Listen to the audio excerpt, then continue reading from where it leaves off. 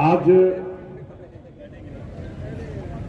विश्व बौद्ध महासम्मेलन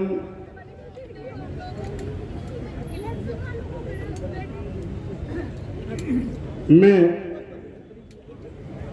हमारे बीच में उपस्थित भारतीय संविधान निर्माता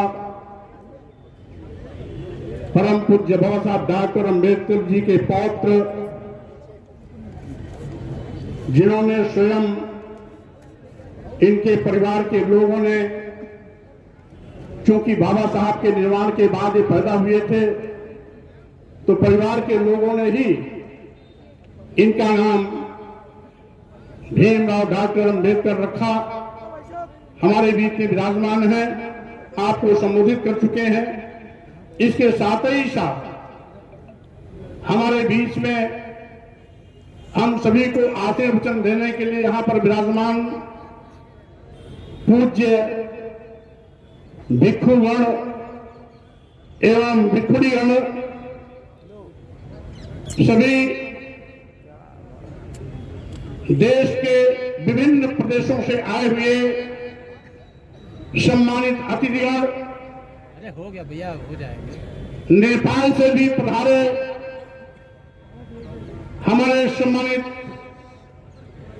अतिथि के साथ साथ मंचस्थ सभी मेहमान साथीगण और इसी के साथ मंच पर विराजमान विधायक भाई वाचस्पति जी,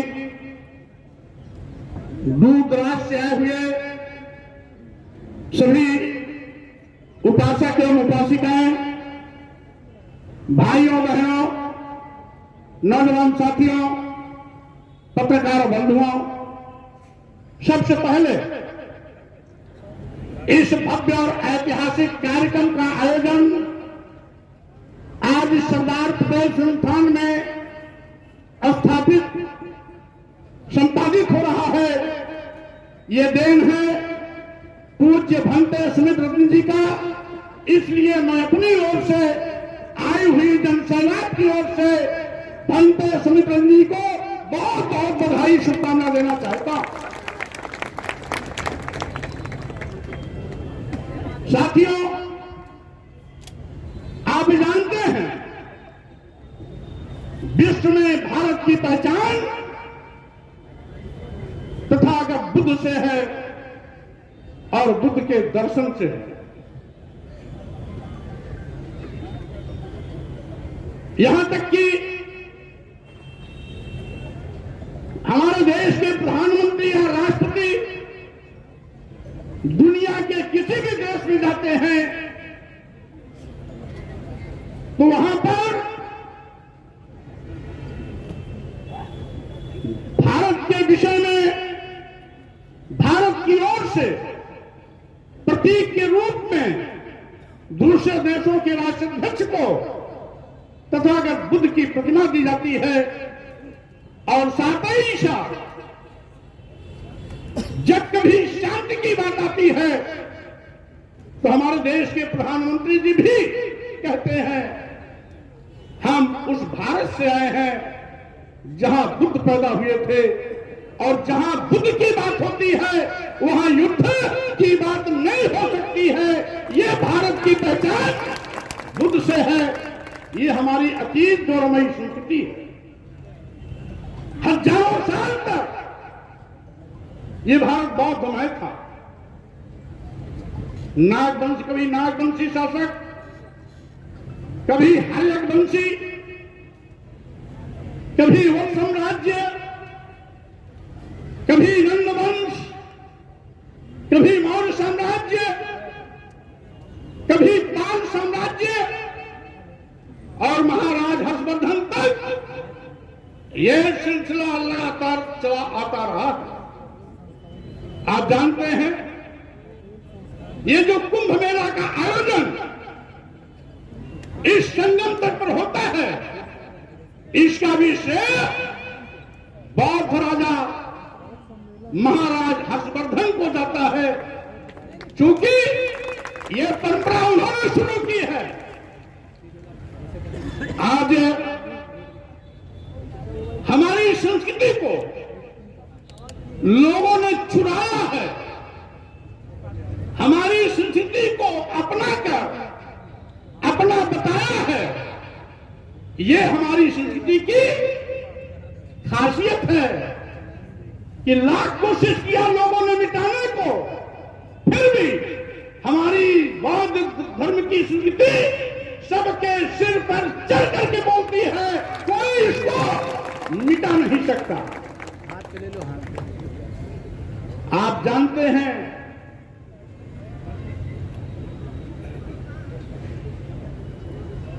आज लगभग 60 देश भगवान बुद्ध के दर्शन पर चलने वाले देश हैं। चीन और रूस जो 100% कम्युनिस्ट था, वहां भी 40% लोग आज बौद्ध धर्मावलंबी हो गए हैं। विश्व के किसी कोने में पुरातत्व विभाग जब खुदाई करता है तो वहां पर बुद्ध की प्रतिमाएं मिलती हैं, बुद्ध की मूर्तियां मिलती हैं। रांची की पहाड़ी हो, साइबेरिया का पठार हो, ताइवान की पहाड़ियां हो,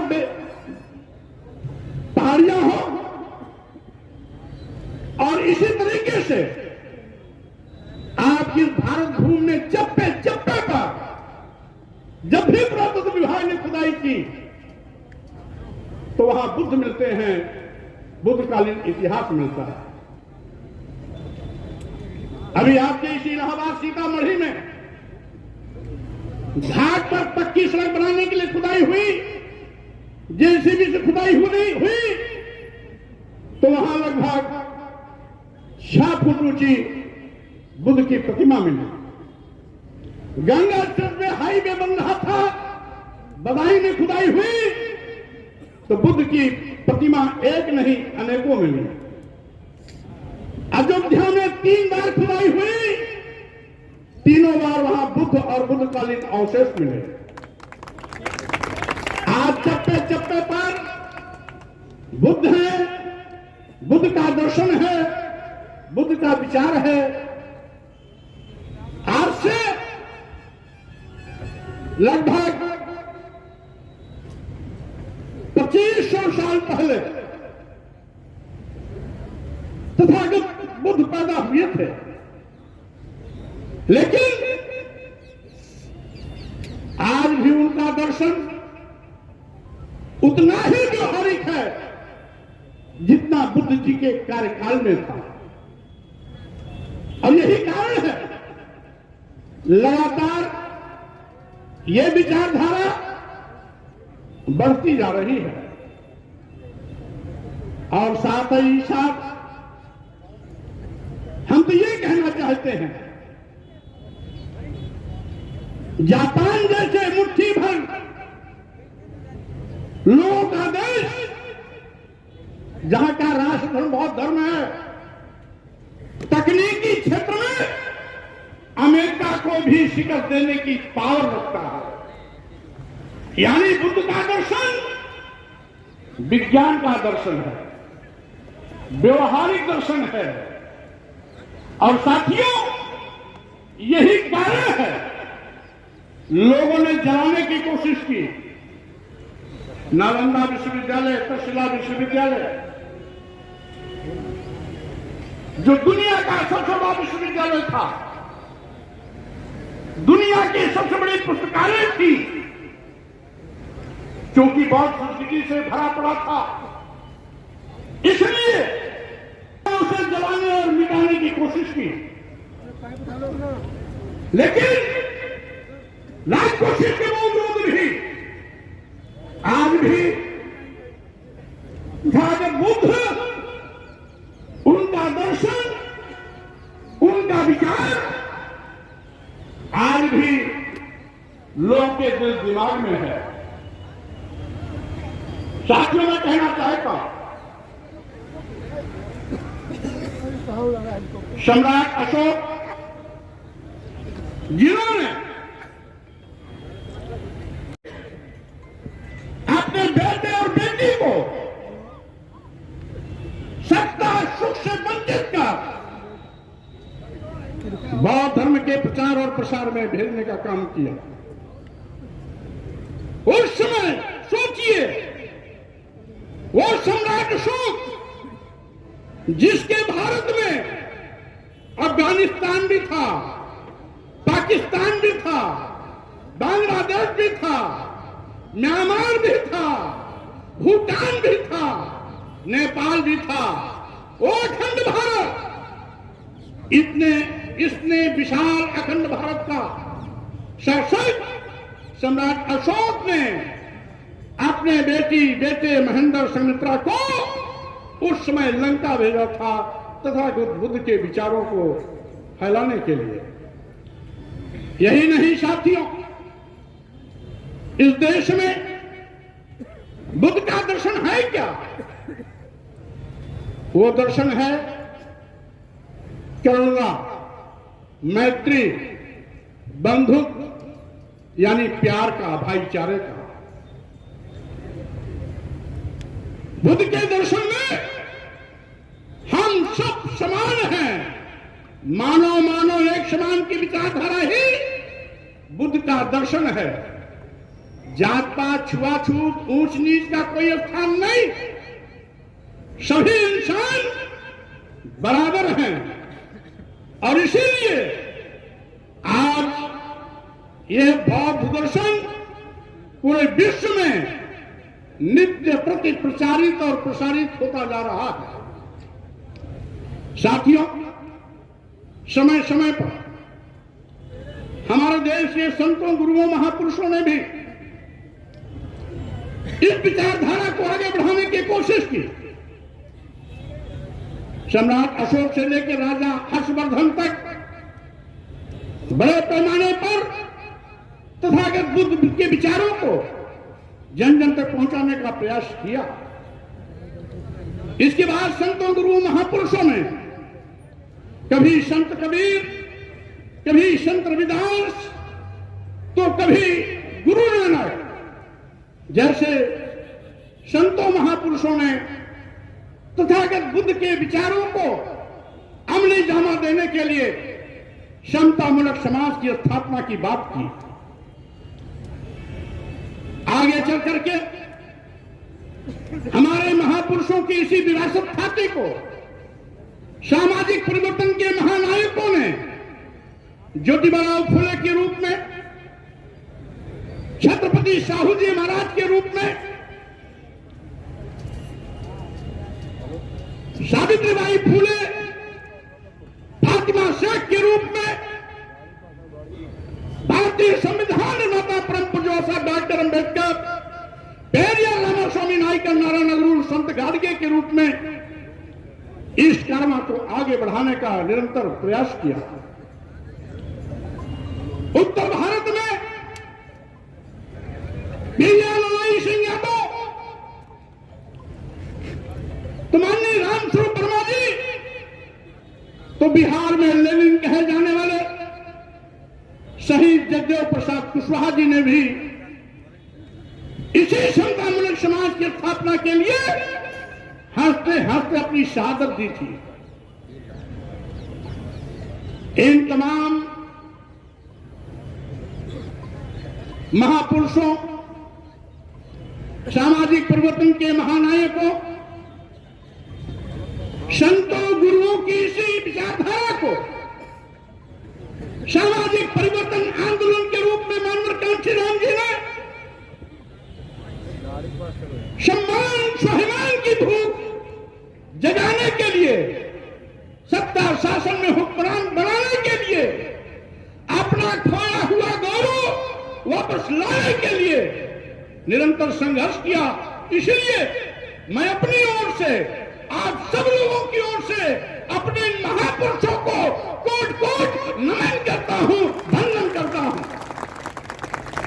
जिनके बलबूते पर आज ये सोता हुआ समाज सम्मान और स्वाभिमान के लिए ताल ठोकर भूल गए कि करोड़ों नौजवान बेरोजगार हो गया, भूखमरी के शिकार लोग 5 किलो 10 किलो चावल पाने के लिए लाइन लगा रहे हैं, गरीबी चरम पर है, कालाबाजारी चरम पर है, छुट्टा जानवर लोगों की फसल को चरकर चौपट कर दे रहे हैं। ये भूल गए नारा क्या दे रहे हैं, बटेंगे तो कटेंगे। इनका संबोधन कर रहा है आरएसएस के सह सर संचालक हसबोले जी। हसबोले जी कह रहा मैं समर्थन कर रहा हूं। अरे हसबोले जी और मुख्यमंत्री जी, मैं पूछना चाहता हूं,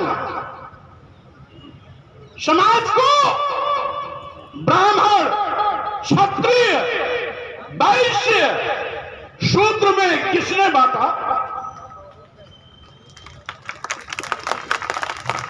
समाज में समाज को जाति और पार्टी में किस ये बांटा कौन बांट रहा है? मैं कहना चाहता हूं जातियों में भी जातियां, ये किसने किया? यही लोग जो कह रहे हैं बटेंगे तो कटेंगे, और आपने तो हद कर दी। धर्म का लबादा उड़ने वाले लोगों ने तो यहां कह दिया कि जय बाड़ा धम तेली कुम्हारा सुपर की रात कोल कलवारा। जातियों को चिन्हित करके कह दिया ये अधम जातियां हैं। ये स्वामी प्रसाद मौर्य ने नहीं कहा, भंते सुमित्र जी ने नहीं कहा, मंच पर बैठे हुए हमारे किसी नेता ने नहीं कहा। किसने कहा? तुलसी बाबा ने कहा। एक दर पे खड़े होंगे, इससे भी उनका पेट नहीं भरा, ले लो, लेकिन तो उन्होंने और क्या बंटवारा कर दिया कि सम्मान केवल तुम ब्राह्मण को देना, पूजा विप्र सकल गुणहीना, सकल गुणहीना, यानी सभी गुणों से हीन हो नहीं होते फिल्मों में शूट, तब भी तुम विप्र की पूजा करना। और पूजहीन शूद्र गुण ज्ञान न प्रवीणा, गुणी है, ज्ञानी है, ज्ञान में प्रवीण भी है, तब भी उसका सम्मान मत करना। ये कौन बांटा? यही नहीं, इन्होंने तो पूरे देश की महिलाओं को, पूरे शुद्ध समाज को, यहां तक कि देश की 93% आबादी को क्या कह दिया? ये मारने, पीटने और जुटियाने के पात्र हैं। ढोल गमार शूद पुष्नारी शकल तारना के अधिकारी, ये किसने बांटा? और इनसे भी बड़े एक बैठे हुए हैं जिसको कहते हैं मनु महाराज। मनुस्मृति में क्या लिख दिया कि शूद्रम तु कार्येत दास्यम कृतम अकृतम वा दास्यैव तु जन्मना ब्राह्मणं तु स्वयंभुवा। यानी ब्राह्मण स्वयंभू तक की ताकत है, उसे खुश करने की आवश्यकता नहीं है, लेकिन शूद्र को गुलामी करनी है, क्योंकि गुलामी करने के लिए ही शूद्र को पैदा किया गया है। यानी कौन बांट रहा है? ये शुद्ध समाज को गुलाम कौन बनाने का सर्टिफिकेट दे रहा है? महिलाओं को, शूद्रों को मारने, पीटने, प्रताड़ित करने का लाइसेंस कौन बांट रहा है? तेली कुम्हार, सुपथ, किरात, कोल, तलवार को अधम जात होने का प्रमाण पत्र कौन जारी कर रहा है? मुख्यमंत्री जी, हसबोले जी, जरा इतिहास के ज्ञान न हो तो मेरी बात सुन करके अकल आ जाए तो ठीक रहेगा, समझ लोगे तो अच्छी बात होगी, आगे गलती नहीं करोगे। तुम्हारे बाप दादा पुरखों ने बांटा है और हमारे बाप दादा पुरखों ने हमेशा जोड़ा है। इसीलिए अभी नारा लग रहा था तथागत बुद्ध की करुणा हो, यानी ये समाज करुणा, प्यार, स्नेह, भाईचारे का समाज बैठा हुआ है। लेकिन आपने तो जाति में जाति बांट दिया, उसमें भी ऊंच और नीच कर दिया, उसमें भी छूत और अछूत कर दिया, एक में भी अनेक जाति पैदा कर दी। तो बांटने वाले क्या कर रहे हैं कि बटेंगे तो कटेंगे। अरे हम लोग तो कटने के लिए ही पैदा हुए हैं। जब आप हुकूमत में रहेंगे तो हम तो कटेंगे ही कटेंगे। यही हो रहा है। अभी कल झांसी में एक दलित अपने घर का काम कर रहा था, दबंगों ने उसे काम पर बुलाया, नहीं गया तो पहले तो उसको पेड़ पे लटकाया उल्टा, उसके बाद बाल बनाया, बाल बनाने के बाद पूरे गांव में घुमाया। वो दलित है इसीलिए ना। इसके पहले ललितपुर में एक कुर्मी समाज के घर में नौजवान को मारे पीटे, घर का सामान लूटे और उससे भी उनका मन नहीं भरा हुआ तो जाते वक्त उसको तेल डाल करके जलाने का प्रयास किया। क्योंकि मौके पर तत्काल पुलिस पहुंच गई, अस्पताल ले गई, किसी उसको जान बच गया। महोबा में एक चौरसिया समाज के 24 साल के लड़के को लोगों ने पीट पीट करके मार डाला। हमीरपुर में एक प्रजापति समाज के 28 साल के लड़के को दबंगों ने पीट पीट के मार डाला। आपके इसी फतेहपुर में कोरी समाज के एक नौजवान लड़के को, उसको 18 साल का लड़का था, मौके पर मैं भी गया था, इतना पीटा, पैर का नाखून निकाल लिया। मरा समझ कर उसको दफनाने जा रहे थे, किसी ने 112 पुलिस को सूचना दी, मौके पर पहुंची पुलिस, उन लोगों को गिरफ्तार किया। देखा उस बच्चे की सांस चल रही है, अस्पताल ले गए, किसी तरीके से बच गया। स्थानीय पुलिस को बचाना चाहती थी, चूंकि मौके पर मेरा जाने का कार्यक्रम बन गया, एसपी को मैंने टाइप किया, उससे 308 की मुकदमा धारा बढ़ी और मेरे जाने के पहले से गिरफ्तार किया गया। इसी मिर्जापुर में पहले एक मौर्य समाज के नौजवान लड़के को, जो छात्र संघ का महामंत्री भी था, उस पर गाड़ी चढ़ा करके लोगों ने कुचल के मार डाला। एक्सीडेंट दिखाना चाहते थे, लोगों आक्रोशित होकर सड़क पे आ गए, बहरहाल पकड़े गए। वो निकले भाजपा के पदाधिकारी लोग, आज भी जेल में। अभी 10 दिन पहले 14 साल के एक दलित समाज के लड़के को गड़ासे से काट करके मार डाला। परसों एक दलित परिवार की जमीन जबरदस्ती हड़पने के लिए इतना बुरी तरीके से दबंगों ने मारपीट की कि एक व्यक्ति की तत्काल मौके पर मौत हो गई और 7-8 लोग घायल हो गए, जो अभी भी अस्पताल में एडमिट हैं। मैं सारनाथ, वाराणसी सारनाथ सुपुर थाने में गया था। नितिन नाम का मौर्य लड़का 18 साल का था, उसको दबंगों ने जला करके मार डाला। इतने से भी उनका मन नहीं भरा तो उसका एक हाथ काट लिया, उसका एक पैर काट लिया।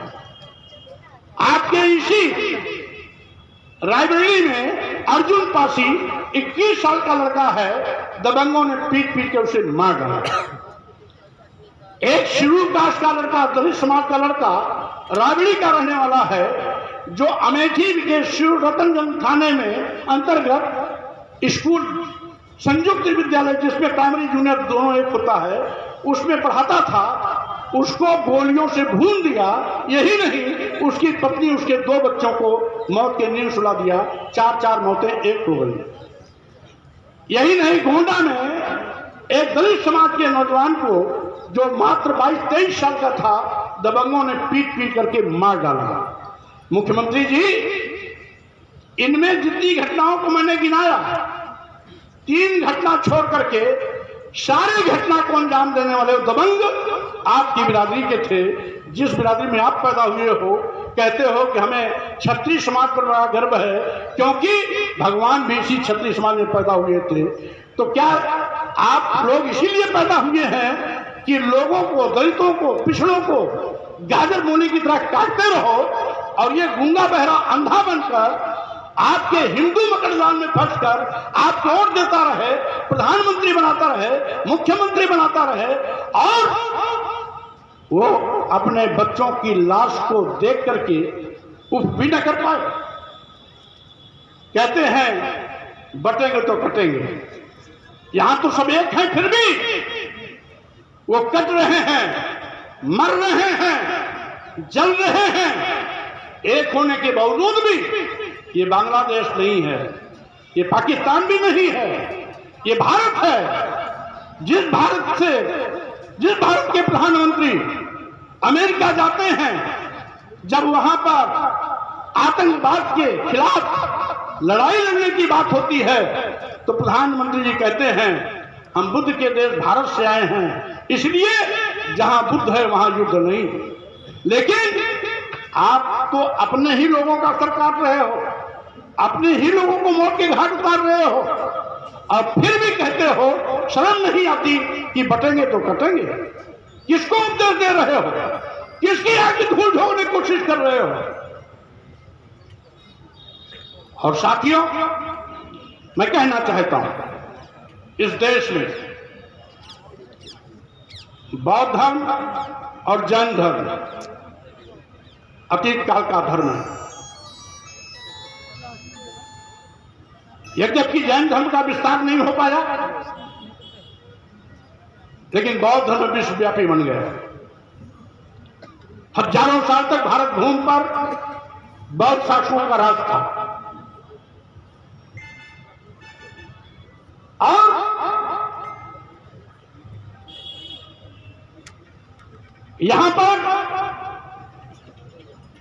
हर्षवर्धन साम्राज्य के बाद 1000 साल तक मुस्लिम शासकों का भी राज रहा है। उसके बाद अंग्रेजी हुकूमत भी रही है। आप जानते हैं इन धर्म के ठेकेदारों ने हजारों साल तक हमें शूद्र बनाया, गुलाम बनाया, धन धरती शिक्षा सम्मान से वंचित किया। और यही नहीं, आज जब हमारे महापुरुषों ने अंग्रेजी हुकूमत से लड़ाई लड़ करके यहां की हकीकत को बयां किया तो अंग्रेजों ने तमाम समाज सुधार की बात की। अंग्रेजी हुकूमत ने हमें पढ़ने लिखने का पहले शासनादेश जारी किया। पहले एक व्यक्ति की बदली जाती थी, वो शूद्र समाज का होता था, अंग्रेजी हुकूमत ने इस पर रोक लगाई। पहले हमारे शूद्र समाज के बेटों की शादी होती थी तो दुल्हन उनके घर नहीं आती थी, 3 दिन 3 रात शादी कराने वाले के घर में रुकती थी। अंग्रेजी हुकूमत ने इस पर रोक लगाई। पहले बेटियों को जिंदा मार दिया जाता था, अंग्रेजी हुकूमत को बताया गया, उसने इस पर रोक लगाई। सती प्रथा, बाल विवाह होता था, अगर अचानक 10 साल, 12 साल, 13 साल, 14 साल, 15 साल की उम्र में गौने के पहले अगर लड़का मर जाता था तो लड़की को जिंदा अपने पति के लाश के साथ जलना पड़ता था। अंग्रेजी हुकूमत ने इस पर रोक लगाई। यही नहीं, कानून भेदभाव करता था। शूद्र समाज के लोगों की सजा कठोर होती थी और एक जाति विशेष के लोगों को सजा शून्य होती थी। अंग्रेजों ने बराबर कानून बनाया और उसके तहत पहला सजा हुआ बंगाल कोर्ट में नंद कुमार जी को जेल जाना पड़ा। हमारा कहने का मतलब, अंग्रेजी हुकूमत ने जो भी सुधार लाए, जब देश आजाद हुआ, बाबा साहब डॉक्टर अम्बेडकर, तमाम हमारे सामाजिक परिवर्तन महानायकों के साथ जो लड़ाइयां लड़ी, और भारतीय संविधान लागू करने का अवसर मिला तो बाबा साहब डॉक्टर अंबेडकर ने उन सारे अधिकारों को मौलिक अधिकार के रूप में परमानेंट इस देश के सभी लोगों को बिना भेदभाव के सबको बराबर दे दिया। बाबा साहब डॉक्टर अंबेडकर को भेदभाव नहीं किया, जबकि डॉक्टर अंबेडकर जी को कदम कदम पर अपमानित किया गया। प्राइमरी स्कूल से लेकर के समाज के हर उस मुकाम पर जहां भी डॉक्टर अंबेडकर गए जाति अपमान के कड़वे घूंट पीने के लिए मजबूर हुए। यही नहीं, विदेशों से सबसे बड़ा विद्वान होने का खिताब पाने के बाद जब डॉक्टर अंबेडकर इस भारत भूमि पे आते हैं तो दुनिया के सबसे बड़े विद्वान होने के बावजूद भी उनके जाति अपमान के कड़वे घूंट पीने के लिए उनको मजबूर किया गया। लेकिन उसके बावजूद भी डॉक्टर अंबेडकर का दिल इतना बड़ा था कि जब संविधान लिखने का मौका पाए तो उन्होंने किसी के साथ कोई भेदभाव नहीं किया।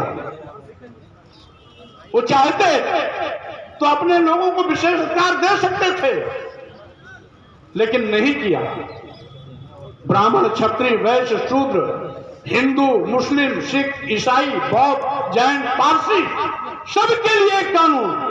जो भी भारत में रहता है वो भारतीय है और सबको एक कानून सामने दिया भारतीय संविधान के माध्यम से। सबको पढ़ने लिखने का अधिकार,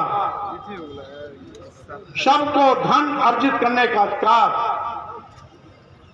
सबको सम्मान स्वाभिमान से जिंदगी जीने का अवसर, सभी को विकास के क्षेत्र में आगे बढ़ने का समान अवसर। और इसीलिए साथियों मैं कहना चाहता हूं, हमारे महापुरुषों ने जब जब मौका आया है तो उन्होंने सबके सम्मान और स्वाभिमान का ख्याल किया। वो चाहे सम्राट अशोक रहे हों, अन्य बौद्ध शासक रहे हों, और वर्तमान में चाहे बाबा साहब डॉक्टर अंबेडकर रहे हों, सभी महापुरुषों ने कोई भेदभाव नहीं किया। सबके सम्मान स्वाभिमान का बराबर ख्याल करते हुए सभी के हितों की रक्षा की गारंटी दी। लेकिन आज एक वर्ग विशेष के लोग काटे जा रहे हैं, मारे जा रहे हैं। वो वर्ग विशेष के लोग कौन हैं? वर्तमान में अनुसूचित जात, अनुसूचित जनजाति और पिछड़ा, जिसको पहले शूद्र कहा जाता था, वही आज भी काटा जा रहा है, मारा जा रहा है, जलाया जा रहा है। एक वर्ग विशेष के लोगों को, दलितों, आदिवासियों, पिछड़ों को काटने, मारने, जलाने का लाइसेंस मिला हुआ है।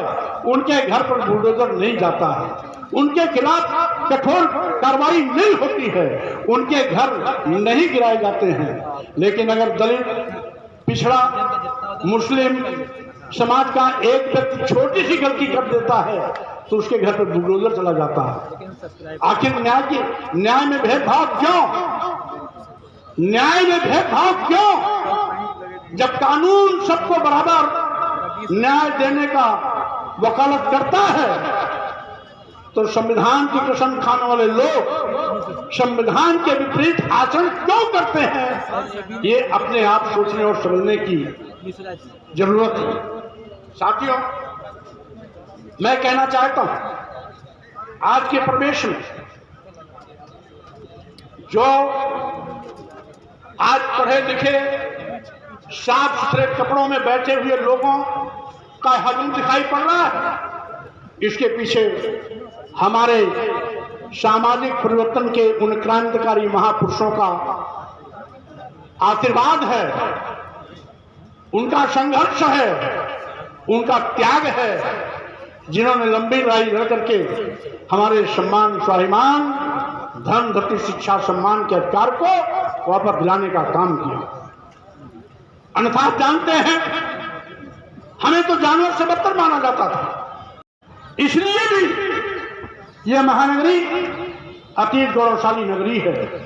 हम इस सरजमी को भी नमन करते हैं क्योंकि हमारा पूरा विद्यार्थी जीवन यहाँ भी था यहीं से सामाजिक राजनीतिक कार्यों की शुरुआत की और साथ ही साथ राजनीति के विभिन्न महत्वपूर्ण पदों पर जाने का अवसर भी इसी इलाहाबाद नगरी के आशीर्वाद से मिला।